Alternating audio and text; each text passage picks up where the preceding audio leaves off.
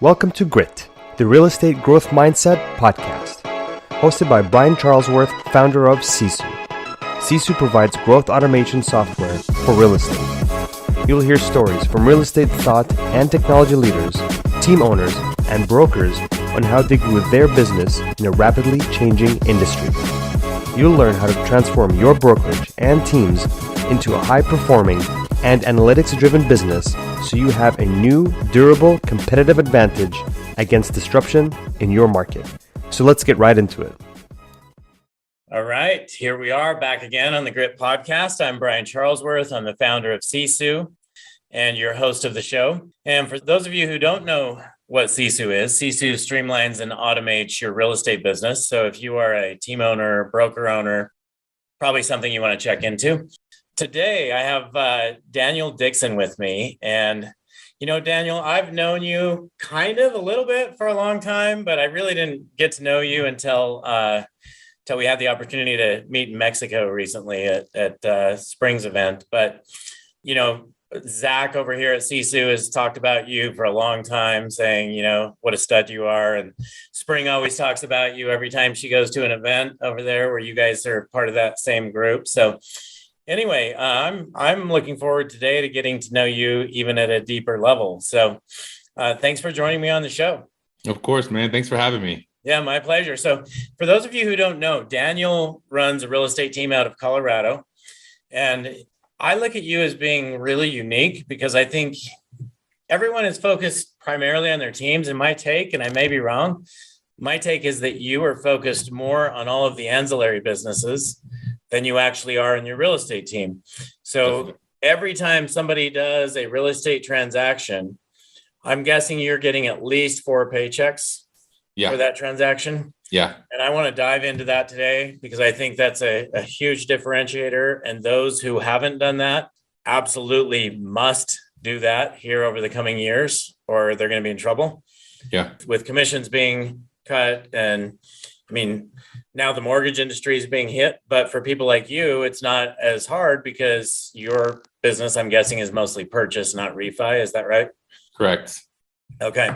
So what made you, I'd love to learn up front. I don't know if there's anything else you want to share up front, but if there's anything you want to add to your intro, feel free. And then I'll dive in. Yeah. So my background, I used to work at Trulia before they were bought by Zillow. So we've always been really heavy on internet lead generation. And that was one of the reasons me and Spring kind of hit it off, because it was one of the only other people that was building an internet lead generation conversion type business. And so as I got licensed like 8 years ago, and everyone's talking about listings leverage leads and Gary Keller listings leverage leads. And I'm in some of these rooms and people are despising what I do because we're an internet-based business. We don't dive into Sphere and that kind of stuff.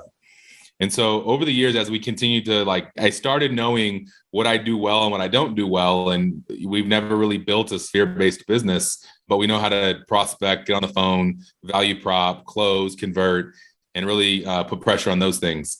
So as I started getting going in that, my coach told me early in the process when I first started coaching with him, he goes, "All right, D, what happens if you get hit by a bus?" I'm like, man, I'm screwed. My wife doesn't work. I have two. She works probably harder than I do, let's be clear, but she doesn't have a 9 to 5. And, you know, if I stop selling houses, then the income for our family is going to, greatly decline. And that's when he was like, "All right, D, we got to really start working on focusing on your business rather than in your business." And so that was when we really started putting pressure on really starting to think about growing a real estate team and not having me necessarily be the face so much, but really leaning on our tools, our lead flow, our systems, our processes, our trainings, and some of those additional things. So how long ago was that? That was like late 2017. Okay. And so from there to here, how many agents do you have now, Daniel? We're up to 42 agents in 2 locations now. Okay. Awesome. Okay. And we'll dive into that too. Multiple locations. Did you all catch that? And so as I'm working on the business and we're looking at, increasing productivity and increasing profitability, Zillow had launched their iBuyer program. And I remember looking at my coach after they're buying and selling houses like, "Hey, Brett, they're not making money on these sales. Like, what is this about?" And he's like, "Hey, they're making money on everything else. They want this vertical integration and all of the ancillary income." And that's when it dawned on me, like, shoot, real estate agents, I don't think give themselves enough credit, to be honest with you, on the drive that we are the engine to this entire industry. And when you start thinking of all of the money that's made from a real estate agent's hard work and conversion on the front end, it's astonishing how many people wait for us to do our job before they can start making money on a real estate transaction. So as we started diving a little bit deeper and understanding how title income is made and what happens there exactly, and mortgage, obviously, to be able to run a buyer-based business, we need a loan 9 times out of 10. And insurance, well, everyone needs homeowners insurance. And so we started kind of uncovering, oh, shoot, rather than having an MSA or a joint venture, I want to really go in and build these companies so I can control client experience, I can control expectations, I can control accountability, I can make sure every loan that there is that can possibly get done gets done. And then a byproduct of all of that is just more revenue at the end. A lot of agents on a $400,000 transaction, they're focused on their 2.8% commission, which is $9,500 or so. And I'm focusing somewhere around 34 to 35,000 on being able to monetize the real estate commission, the mortgage commission, the insurance commission, and then the insurance commission, and then the title income from that transaction. Get it straight. Just from that one conversation with Brett, something clicked in you and you said, I'm going to go figure this out. Yeah. The first conversation was funny when he's like, hey, Daniel, you need a joint venture with title. And I'm like, the title charges $320 for their closing fee. Like, why would I want to spend my time and effort there? And he's like, no, let's pull out that time it was a HUD. Let's pull out a HUD and look at what title makes. And you look at the homeowners or the owner's policy and then the lender policy on one transaction. It was like, whoa, there's a lot of money in title. And so when you start scaling the number of transactions that you do and the amount of additional revenue that we can have from our agents working so hard, converting this business, following up with these leads, convincing people to work with us, it's almost a no-brainer now. I've kind of become obsessed with it and figuring out how we can do this and then how we can teach more agents to be able to understand the math behind a transaction and be more than just a realtor. Okay. I love it. I would actually say that's grit, which I love, fits into this show. But you used a word called obsessed. And you really need to be obsessed to go figure something like that out. I mean, I know hundreds and hundreds of team owners, and you're the only one I know that has said, I'm going to go figure out all these other industries. You know, some of them have a title company or some of them have a mortgage company, maybe both. But you said every single piece of this: mortgage, title, homeowners insurance, what else? And we have an investment arm. So we'll present cash offers to our sellers prior to, like, the last thing that we want to do is list a house and put our sign in the front yard. Okay. So you would rather do a cash offer if you can get them to do a cash offer than put a sign in the yard? Absolutely. That's awesome. Okay. There was something else. What about property management? Are you guys doing that?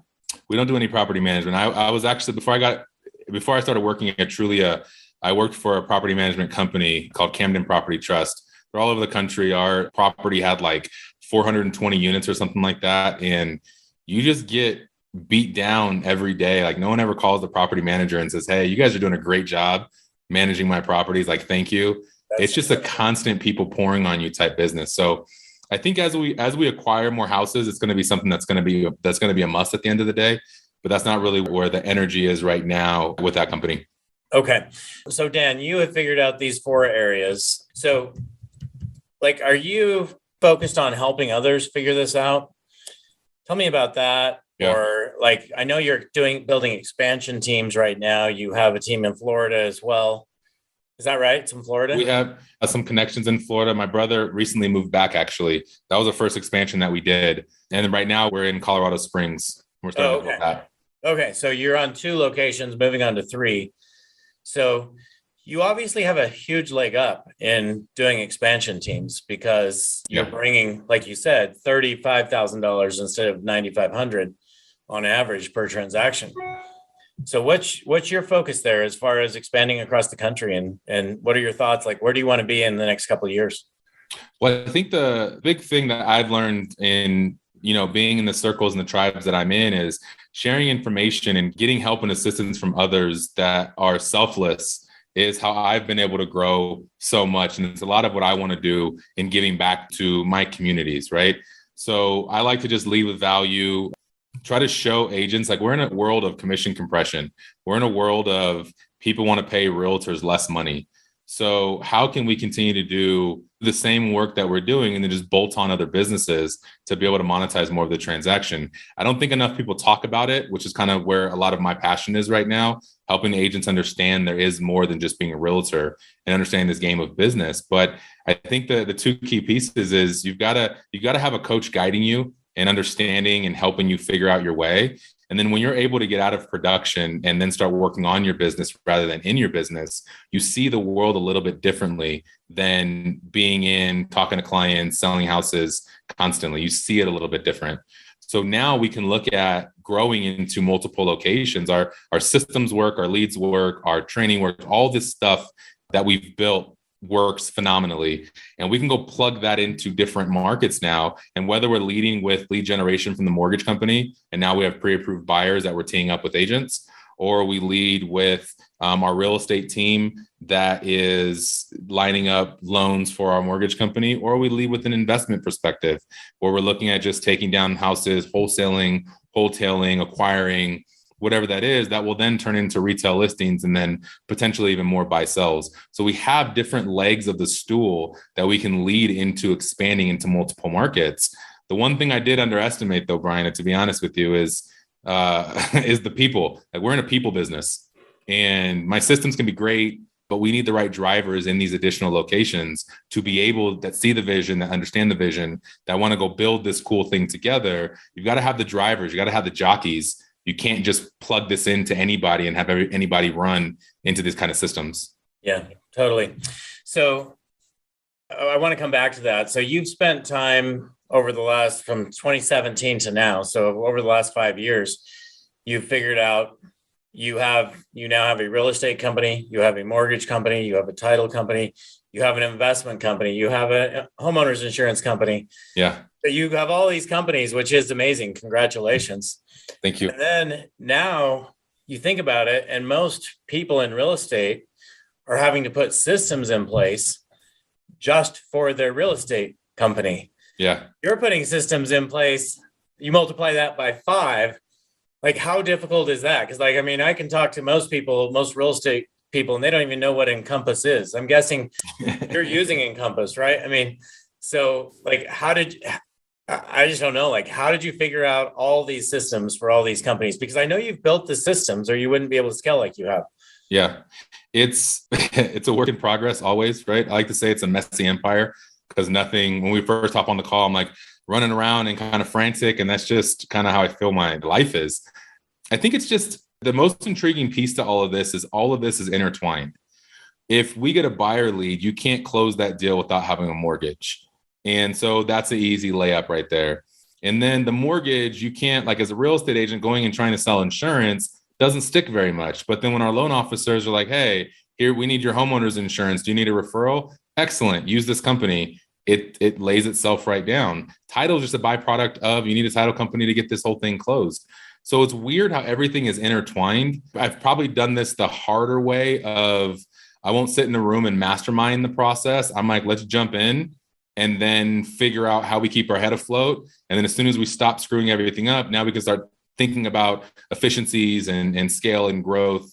I hate when people get ready to get ready, right? I want to just jump in, give me the chaos, give me the problems. And then again, we're back to the word obsessed. I'm obsessed with being able to figure out a better way to do this. The money isn't even the driving factor so much anymore. It's really building a business, creating efficiencies, making things work and run smooth.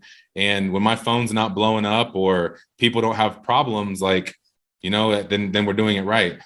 Yeah. So you just said something that I think is the biggest problem most people have. And that is, like, you're willing to fail. You're like, let's dive in, let's do this. Most people are afraid of failure. Yeah. If you fail, you're going to learn and perfect and make the systems right. Yeah. There are so many people out there that are perfectionists, right?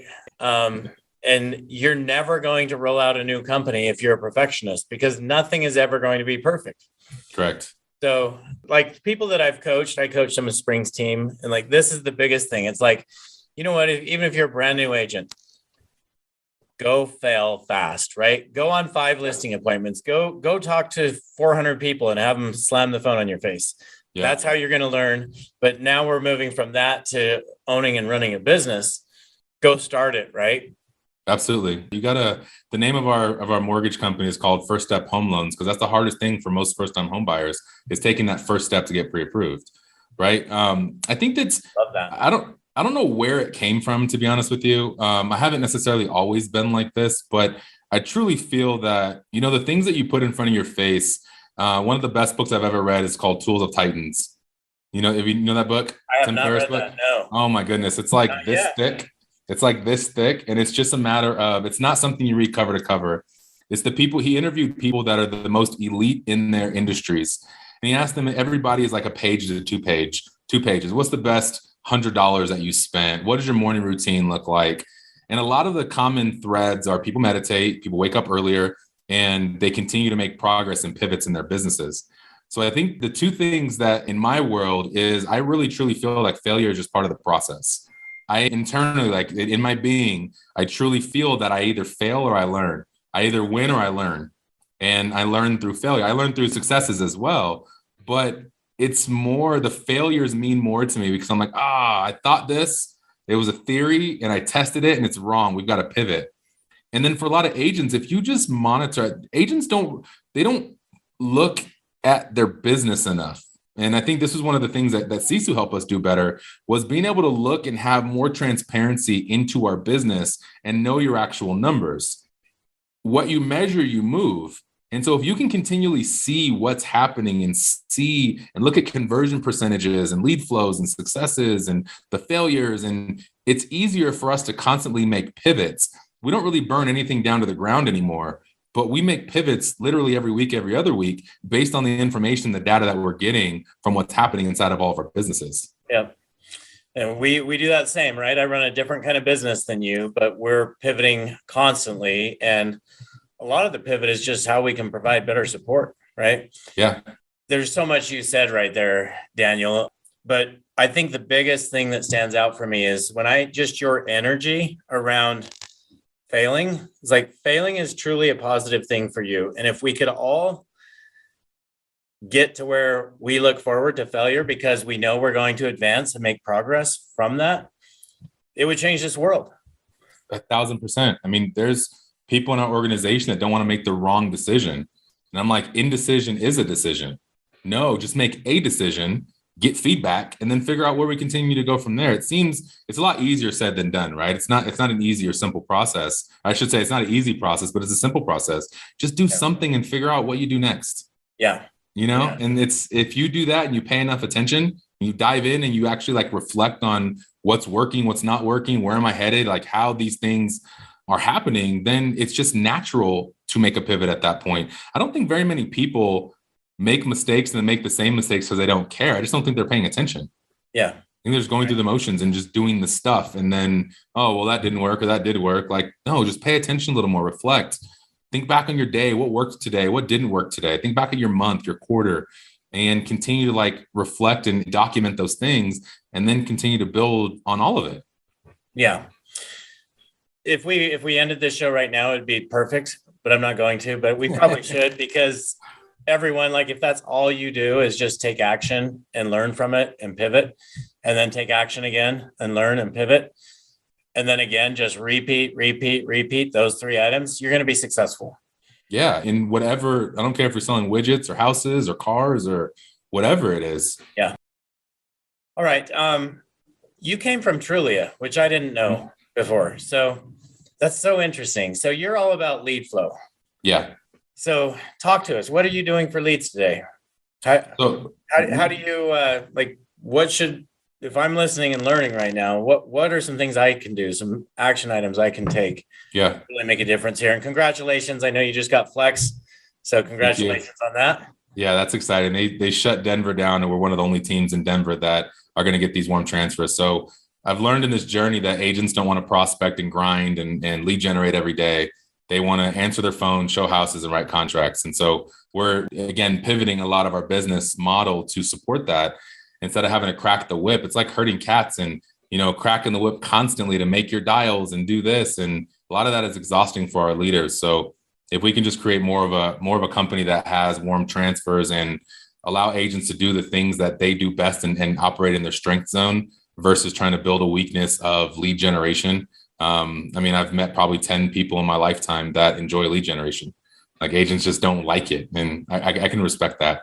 But we generate about 11 to 1,200 leads a month for our teams. And I'm kind of a lead whore, to be honest. I have this weird sense of the leads that we pay for today are going to be the leads that transact in 12, 15 months from now. So if we reduce our lead flow and our spend today, we're affecting our business in 12 or 15 months from now. So I think for a lot of agents that don't operate in the lead flow space, you got to understand there's different levels to this. Your pay per click leads that we spend a lot of money on and generate a ton of, those people are not transacting for 10 to 12 months. You're catching them early in the funnel, early in the cycle of transacting. But when you're talking about your Zillow leads or your Realtor.com leads, these people are oftentimes a lot further along in the process. So that is going to be more of what I sold at Trulia, a transaction ready lead.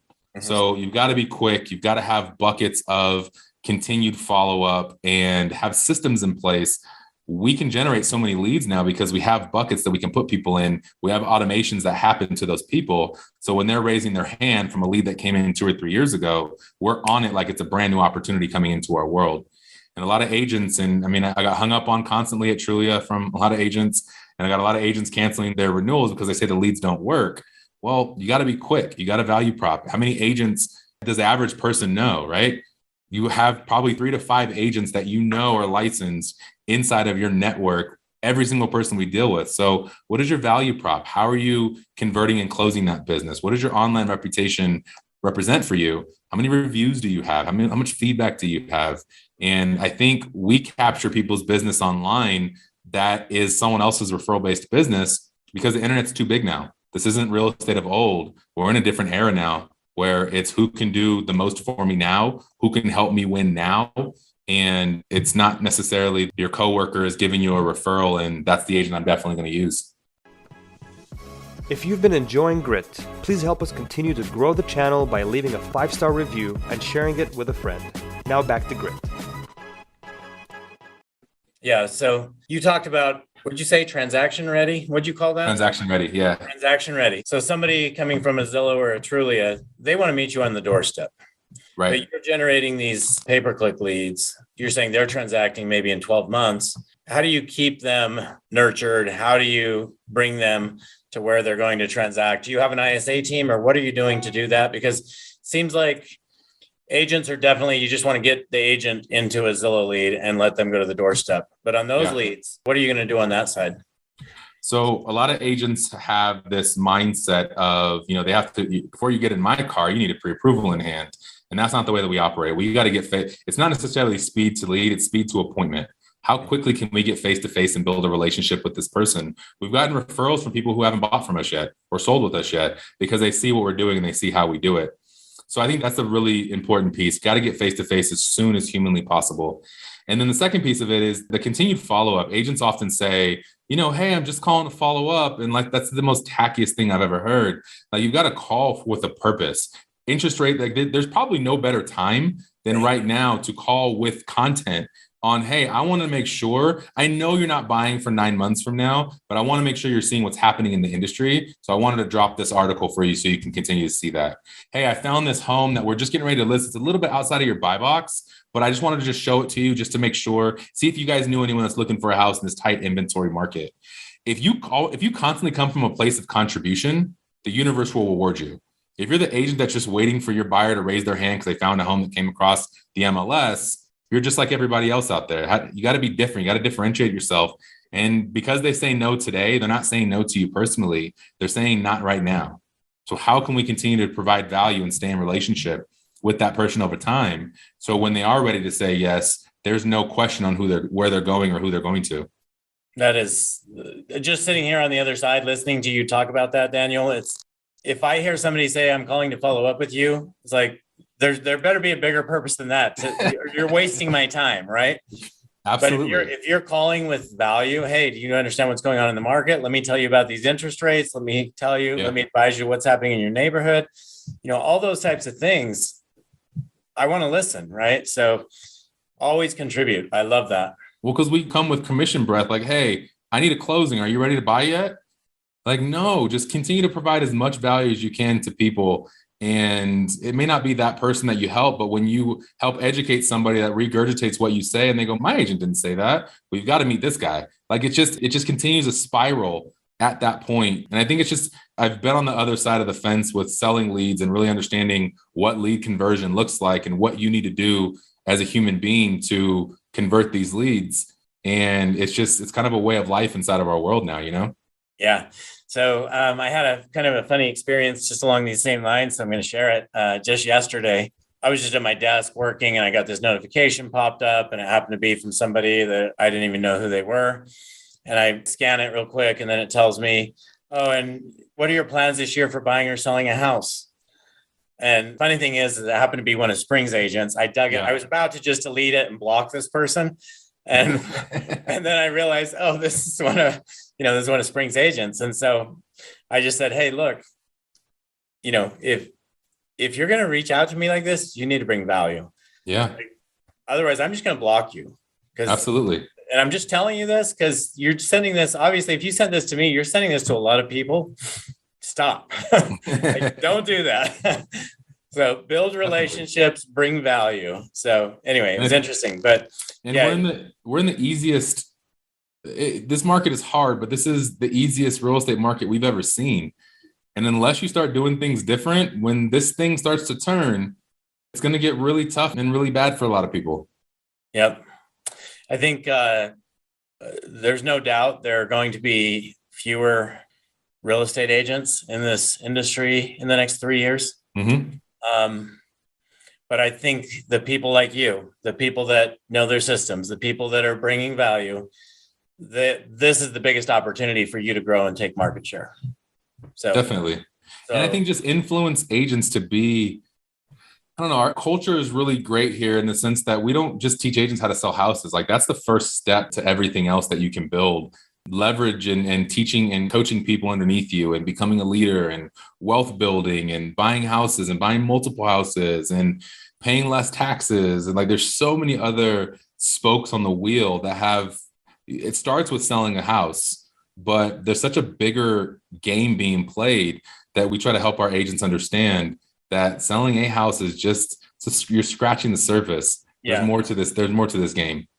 So I think everyone has a different culture, and especially these larger teams. It used to be, I remember just 5 years ago, it seemed like people would stay on a team for 2 years and then they'd leave.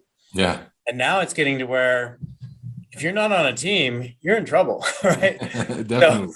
So you guys and a lot of others, but everyone's unique in this aspect. You've figured out how to build your culture. Like, why is it? I mean, you just mentioned some of these things, but how do you shape that? How do you lead these people so that they want to stay in your culture forever? Yeah. One of our pillars of value, pillars of culture in our organization is servant leadership. Like, this isn't the Daniel show. These aren't all of my employees. Like, I truly look at these people as my partners. And these are people that we're going to go build a massive business with. And when you come from a servant leadership type of perspective where it's all about everybody else. My first sales job, you probably didn't know this about me either, but my first sales job in California, I used to sell timeshares. Okay. So, hey, that was my first sales job as well. Was it really? When I graduated from high school, I did that for a summer. Oh, awesome. So you get it, right? NLP, yeah. Zig Ziglar, like all of that, Tony Robbins, all of that stuff. And I remember Zig Ziglar, one of the lines that still sticks to me to this day is, if I can help everybody achieve what they want to achieve, then I'm naturally going to achieve what I want to achieve. So if I lead with my goals first, then everyone is just doing what I tell them to do. But if we really dive into helping our agents, we believe in building the person, and then we're going to build the professional. But we can build you professionally all day long. And if you're broken as a person, or you're broke and you're selling a ton of houses, like, we're not winning and we're not building something that's sticky. So we spend a lot of time on, the human being. How can you become a better person? How can you have that true fulfillment in life? Money is just one piece of the game, right? And we always think that money is the game until you have it. And then you realize, oh shit, I'm not as happy as I thought I would be. What's next? And so we want to help our group do that. And again, it's just, I think with a lot of team leaders, it's about the agent or the rainmaker that's in production, or everything is about that person winning. Again, another story from my coach. He's like, if you go on stage by yourself and accept everything, people are going to be realizing the hard work that they're doing is not about them. It's all about you.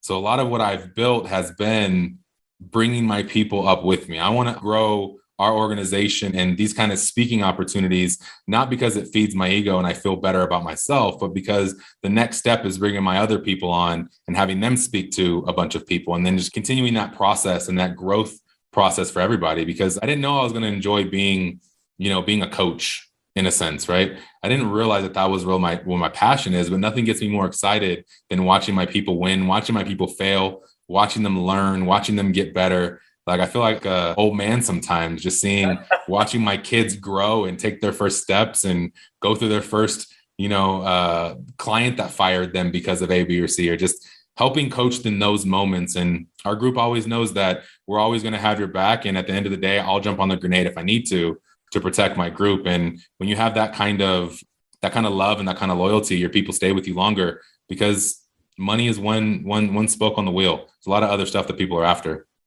Yeah, very well said. I mean, you're building wealth, you're helping them build happiness. And there'd be nothing worse than getting to that point where, you have that mindset of, when I get to this, I'm going to be happy. And then you get there and you're probably less happy than you've ever been in your life because it didn't bring you that happiness, right? Absolutely. Or you make the money and, early in my career, I was selling a ton of houses, but I wasn't being a great dad. I wasn't being a great husband. I wasn't being a great friend. And so just you get to the top of the mountain, you realize like, there's a whole nother mountain that I gotta go climb. Yeah. And this is only one. I mean, money doesn't create happiness, but it gives you a ton of vehicles to be happy. But when you have this, it's the same way that Spring builds her organization. I'm sure that you build Sisu. It's all about everybody else. If we can continue to make everybody happy and help them achieve what they want to achieve, like we're going to get it at the end of the day. Yeah. Well said. Is there anything you want to dive into on systems? I just know in order to build 5 different companies like you have, there has to be systems in place. Like it's a mess. Like there's a system for everything. But I think you've got to go through it and you've got to pay attention and document what you're doing to be able to pivot these things. We have a system for everything, for onboarding, for offboarding, for a new under contract, for cancel under contract, for a complaint from a client, for a bad review. Like everything in our company is systematized. Now, that's only been through the failures or something happened going, we don't have a system for that. So cool. I like to use the analogy. I'm on a boat and then there's a hole in the boat and we immediately got to patch the hole and then realize, how do we make sure that hole doesn't happen again? And it's just over time and over these years, we've continued to have that same mindset and not just fix the problem in the moment, but fix the problem in the moment and then make sure that problem does not continue to pop its head up. Yeah. I think it takes a lot of people losing somebody on their team to say, oh, wait, I spent a year training this person so that they would know everything. We didn't put any systems in place and they're gone. So I'm starting over. Absolutely. Please don't make that mistake twice, right? No, we've done that. Right? Which is actually a big part of why Sisu got founded, as Spring asked me to help her jump in and grow her real estate business. That's what we were experiencing at that time. It was like, no, we need systems. And so that's kind of how Sisu was founded. So anyway, I wanted to ask you, so when we were in Mexico, we were talking about, we were walking down just, the walkway, and you were telling me about how you have this passion to really provide for the Black communities. You want to help get more people into the real estate space. I'd love to hear more about your vision there and what you'd like to see happen, Daniel. Yeah. So as I've come up and grown in this industry and gone to masterminds and KW presentations and other company presentations, there's not a lot of people that look like me that are on the stage teaching and leading. And I didn't really realize it until I started becoming successful and then looking around like, there's not a lot of people that look like me. And so my goal as I continue to grow in this industry is to inspire people of color that there is another way to do this business. Like our path, there's been people when I was selling here in a 3-piece suit that won't look me in my eyes, won't shake my hand. And it's something that a lot of people in my community have go through. And I don't look at that as that's a hurdle. It's not a roadblock, right? It's just a thing. So I want to help them and inspire them and help lead, coach, and mentor them to help grow these businesses that we're all in. So as we've made money and become successful, we've given time and we've donated money and we've done these charity things, and nothing was really fulfilling. So late 2019, we launched the JLK Foundation, which is the JLK is from my grandmother, my mother, and my sales director and my chief of staff's mother. They were all single mother of minority kids. And our shit was hard. We used to eat at the food bank. One of my most memorable memories is going to this place called Food for Less in California. And we were getting food stamps. And I remember my mom giving me a $10 food stamp. And I was probably 12 years old. And I had the autonomy to go buy anything that I wanted to in the store that's under $10. And so you don't know what you don't have until probably get a little bit older, start realizing, like, oh shit, like we had it. It was rough.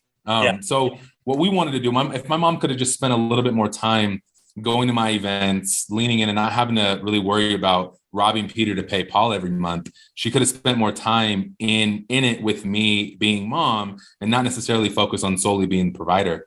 So we launched this foundation, the JLK Foundation, where we take a portion of every closing, $100 for every closing, and we donate it to single parents and minority kids to pay their housing and utility expenses every month. So they can either catch up, they can catch up with their bills, they can spend more time, not have to work that overtime shift, maybe not have to take on that second job, just give you a little bit of a lifeline to be able to help you grow, help you dive in a little bit more with your kids. So that's a big thing that brings significance in our heart. And the other thing is we launched a charity for Black agents in real estate, where as we're going through this process of trying to create more equity in this industry, we've got to influence our communities and we've got to get more agents of color in the industry where we can teach from the ground up and not necessarily from the top down. So if we can get more people of color that are speaking about real estate, that are speaking about having good credit, that are speaking about not getting into a credit card debt, and some of these additional things that we know about as real estate agents, we can influence our communities maybe a little bit more. And then over time, we can continue to create almost like a grassroots effort of really, truly building our communities. So these are things that are close to my heart. I don't want to just win. I want to win and I want to bring other people up with me. Oh, I love it.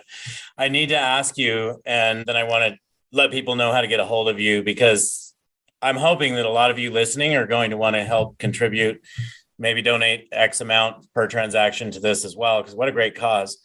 But when did you know, Daniel, like growing up in that environment and food stamps and, $10, and when did you know, hey, I'm going to be successful? I'm going to change this. Like, what happened in your life that drove you to being so successful? It's actually a funny story. So I was always a really good athlete. I thought I was going to go to the NFL, that whole thing, right? And that dream, being 5'8" and 195 pounds, that's the old weight version of me, right? But that's not the prototype NFL athlete. So after I got out of college and stopped playing football, I was kind of lost. I didn't know what I wanted to do. My best friend was in pharmaceutical sales, selling products. And so the barrier of entry to that profession is you got to have a college degree. So that's the reason I went back to college. My last semester in college, I was taking 21 credit hours, 7 classes, working full time. And then my son was, I think, like a year old at that time or something. So we were grinding. And I was like, as soon as I get that piece of paper, like that's my ticket, then I can get in and get this job and like everything's going to change. And of course that didn't happen. So then I was working. This is probably the lowest part of my life. Why did it not happen though? I just couldn't get a job. Couldn't get a job. So you got the paper and you were interviewing and you were interviewing and you were hearing no and you were hearing no. Yeah, absolutely. And I just want everyone to know that, because like a lot of people, when they hear no, they give up, but you didn't. I didn't. Now I think having a child and having mouths to feed at that time was kind of a responsibility, right? That wasn't panning out. I needed to be able to do something to create some income. So I started working outside sales at Staples and driving 45 minutes away from my house. I thought I was a great salesperson, a great human being. And I'm begging these gatekeepers to be able to get to the operations person to sell staplers and Post-it notes. And I hated my life. I've never really been one to have depression, but I hated my life. I hated everything about it. And I remember looking at myself in the mirror going, okay, I will never be in this position again. Once I get an opportunity just to grind and grow, I will never be in this position again where I have to A, hate my life, or B, struggle. Like, I'm going to work my absolute hardest to not have money be a thing that me or my family have to think about. Again, like it was when I was younger. You can't really get creative or think about how to grow your life if you're thinking about how to survive. Mm-hmm. Yeah. So it was a rough time in my life, but looking back, that was the moment I was like, nope, not like never again. Well, congratulations on getting through that and accomplishing everything you've done. It's amazing. I'm so happy for you. Thank you. How do people get a hold of you? Like, if they want to learn more about these ancillaries or possibly partnering with you on remote location? Yeah. You can find me on Instagram. It's at Dixon Sold It, DixonSoldit, or you can email me, daniel@dgdenver.com. Either one of those ways are easy way to get in touch with me and, talk about expansion, talk about growth. Sometimes I'll take calls when I don't have a busy week where I'll just give advice and just hop on a webinar or something like that. And I truly feel that in my role today is I'm a coach and I'm a mentor. And the more people I can touch and the more people I can reach, it doesn't always allow time, right, for me to do that. But when I can get a lot of people on a call, answer questions, lead with value, do that kind of thing, then I feel like we're making our industry better. I'm making people better. And, I can help people focus on something different than, just the grind of what we do every day. Awesome. Daniel, thank you so much for making a difference in so many people's lives, and congratulations on doing that, because I can tell that's what makes you happy, is making a difference in other people's lives. And I love that. Thank you for being on the show today, and listeners, thank you for joining us today, and we'll catch you all next week. Have a good one, everyone. Thank you, Brian. Thanks for having me and allowing me the opportunity to share my story. Absolutely. Thank you for joining us on our podcast. If you have an interest in a free 7-day trial of Sisu, go to sisu.co, sisu.co. Make sure that you use the coupon code GRIT, that's GRIT, to waive all your setup fees and receive a 10% discount on your subscription. If you enjoyed listening to this podcast and want to subscribe, search GRIT, the Real Estate Growth Mindset, on iTunes, Spotify, or Podbean. And with that, we'll catch you next time. Take care.